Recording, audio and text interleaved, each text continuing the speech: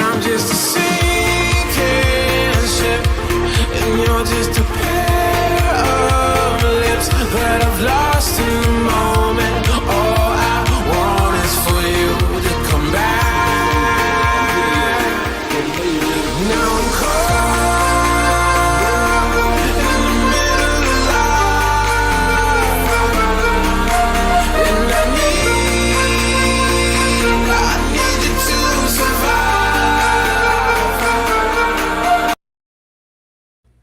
Greetings, everyone, and welcome to another edition of the Red Pill Diaries. I'm your host, your brother, and your friend Rashid, and I'd like to thank each and every one of you for joining us live on this new platform that we're trying to edge away from StreamYard. I just saw Professor David Gibbs in the booth.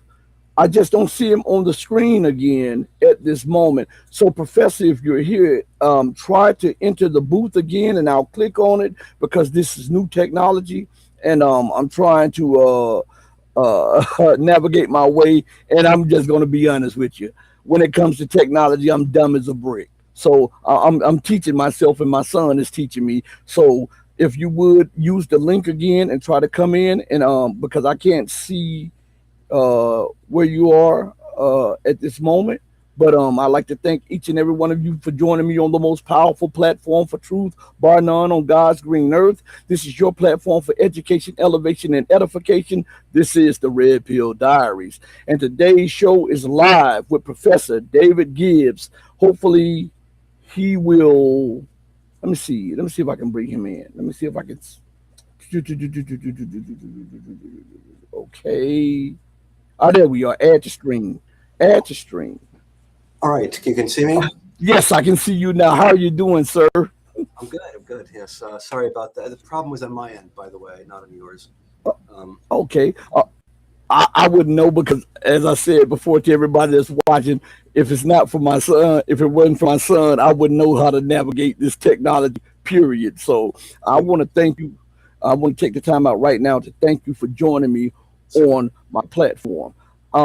Professor Gibbs, would you give people a little bit of your background before we go further and talk? Okay.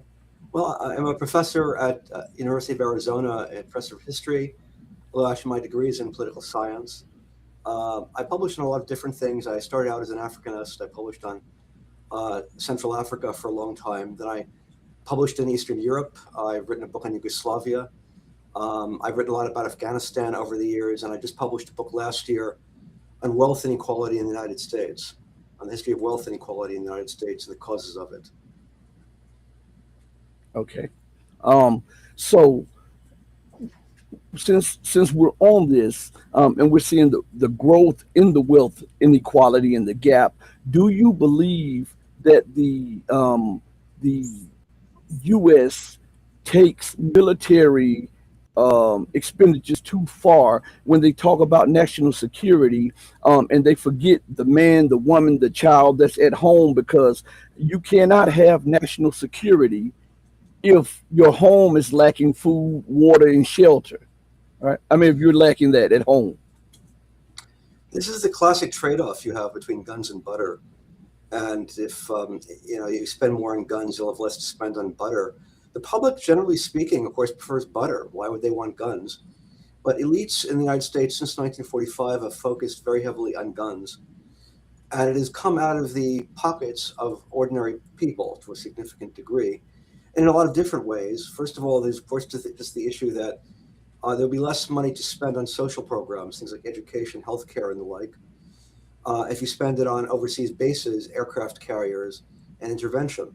And we have been favoring clearly the latter and neglecting the former. A second effect is sanctions. The U.S. has an enormous sanctions regime all over the world, which has enormous costs to other people. There was recently a study by a British medical journal that calculated the death toll from U.S. sanctions every year over the last half century has been about 500,000 per year, to a total accumulated death toll of over 20 million just from sanctions alone. But it also comes out of the pockets of American people, because it reduces trade with other countries. I mean, a very dramatic case of this was sanctions against Russia, which did indeed, that was actually a major energy shock. That was the first energy shock. Now the second, of course, is Iran.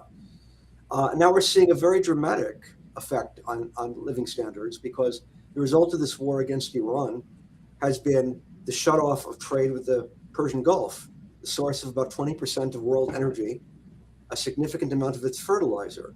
We already are seeing very substantial increases in fuel prices. Anybody who fills up their car at the gas pump can see this.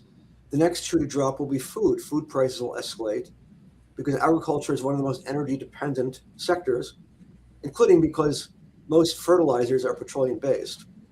And so this is going to have major impacts across the board. I think it's extremely likely we'll have a recession because of the war in Iran.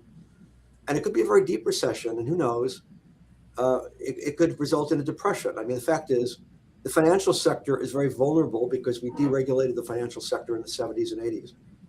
It's heavily deregulated. And as a result, I think there is some real danger of that. That is one area where Rubio may get his way, I'm fearful. And in the meantime, the Cuban people are suffering very heavily from U.S. sanctions right now. And I'm sure it's causing a spike in the death rate in Cuba. And people like Tucker Carlson and Marjorie Taylor Greene on this issue. You don't have to support them on everything, okay? You don't have to like these policies. Thank you so much for joining us again on the Red Pill Diaries. I want you to be safe and be blessed. Thank you so much. Thank you for having me. Bye-bye.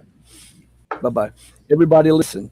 At 3:30 CST, we'll have John Helmer on the platform. I want to take the time out now to say this, as I always say, and you see we're trying a new platform outside of StreamYard. So I want you guys to tell me how you like this platform or whatever, and I'm navigating it. But I want you to do right by others, not because there's some material gain to be had or because of some accolade, but I want you to do right by others because it's the right, the humane, and the godly thing to do. Because even when no one else is watching you, remember that God Almighty is watching you. As my late, great, and beautiful mother would always say, God sits high on the throne of power, but he looks low at the actions of man. Know that I love each and every one of you who loves truth, but know that the love that I have for you will always pale in comparison to the love that the divine supreme being of freedom, justice, and equality has for you. Until we next speak again, stay strong, stay true, but above all things, remember to stay righteous. Hey, mama, your baby boy loves you more than life. Thank you, everybody. Deuces. We're out of here.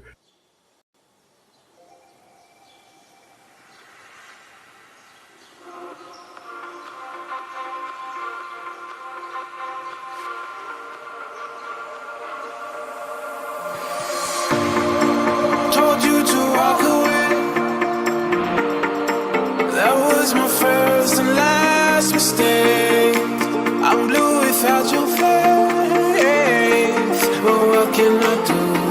'Cause I'm just a sinking ship, and you're just a